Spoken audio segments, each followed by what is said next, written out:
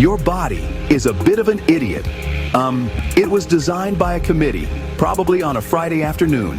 It hangs onto fat like it's a treasured family heirloom, yet it will happily chuck your muscle into the furnace the second you decide to diet. It's a terrible design, like a car that gets better fuel economy going uphill. It makes no sense.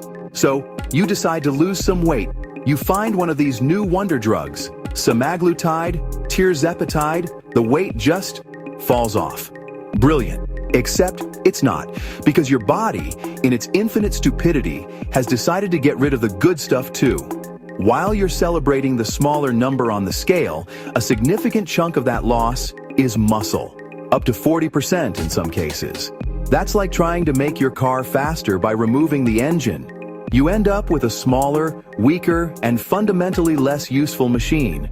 You're not just losing weight, you're losing power.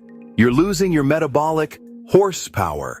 It's a catastrophic engineering failure.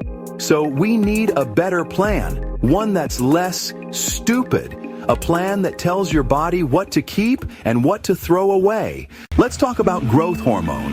The very words conjure images of cartoonishly large bodybuilders with veins like roadmaps. That is not what we are doing. That's the sledgehammer approach. We want a scalpel, or more accurately, we're using secretagogues. It's a long, silly word. It means a substance that politely asks your body to make more of something else. Specifically, it prompts the pituitary gland, the little master controller in your brain, to release your own growth hormone. Gently. Your body releases GH in little bursts or pulses, mostly while you sleep. It's like a well-timed fuel injection system. As you get older, this system gets lazy and forgets its job. A secretagogue is like a little electronic reminder, a poke, a nudge.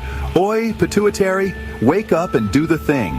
We're not flooding the engine. We're restoring the factory spec pulse pattern. This helps with fat metabolism, sleep quality, and general repair, all without the drama of direct injections. So, what are these polite little molecules? Testosterone, CJC 1295 without DAC. Ipamorelin, sermorelin. Testosterone targets visceral fat, the nasty stuff around your organs. The CJC 1295 plus ipamorelin duo makes a clean, natural GH pulse without messing with other hormones. Sermorelin is older, but reliable for recovery and sleep. The risks? Generally lower than raw GH injections, but still. Right. Pillar 2, regenerative peptides. Your body is constantly breaking down and rebuilding itself. Most of the time, it does a passable job, but when you're putting it under stress, like say, losing a lot of weight while trying to exercise, the repair crew can fall behind. They're working with worn-out tools and no budget for overtime.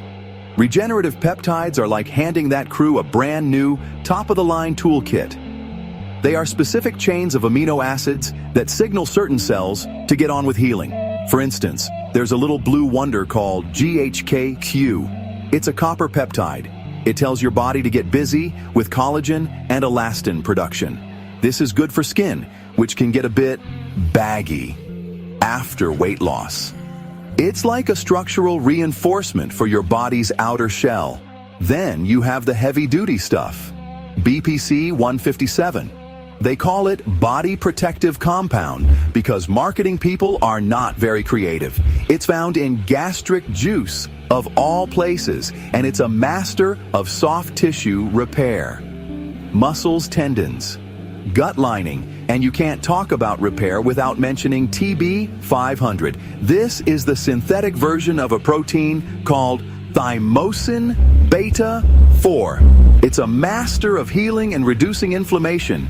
If BPC 157 is the handyman patching things up, this is the most important pillar, and also the most boring.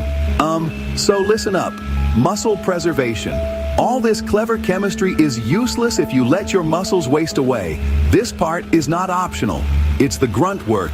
It's the foundation of the entire project. First, protein. You need lots of it. Forget the government guidelines. They're for sedentary people who consider walking to the fridge an athletic event.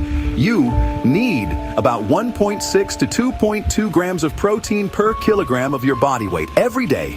It's not a suggestion, it's a rule. Next, leucine. Leucine is one of the amino acids, but it's the special one. It's the foreman. It's the guy who walks onto the muscle-building job site and yells, "Right, lads, get to work." It directly triggers the main switch for muscle protein synthesis, a pathway called mTOR. You need a good dose of leucine to flip that switch. You get it from eggs, dairy, meat, soy, or you can supplement with it. Aim for about 3 to 5 grams of leucine with your main protein meals. This is the signal that tells your muscles to stick around, even in a calorie deficit. And then there's the part you'll really hate, lifting heavy things. You have to. Strength training is the most powerful signal you can send to your body to preserve muscle. So, there you have it. A 3-pillar plan to fight back against your body's worst instincts. Optimize your hormones, accelerate your repairs, command your muscles to stay. It's a lot to take in. It sounds complicated, but it's less complicated than trying to reassemble a gearbox with no instructions. And the stakes are higher. This is your health, your performance, your one and only engine. Don't be a moron about it. Safety is boring, but being sick is worse. This brings us to the checklist. Before, during, and after you do any of this, you need data. Blood work is your dashboard. It tells you what's happening under the hood. You must get it done. At a minimum, complete blood count, CBC, comprehensive metabolic panel, CMP, liver, and kidney function, lipid panel, cholesterol, HbA1c, blood sugar control. If you're using GLP-1s, check amylase, check lipase for pancreatic stress. Don't guess, measure. The action plan is simple, really. Prioritize protein, eat leucine-rich foods, lift things, hydrate, track strength monthly. In Part 3, we'll look at dosing strategies and metabolic periodization, or as I like to call it, how to stop your biology from behaving like a toddler. Want guaranteed research-based results?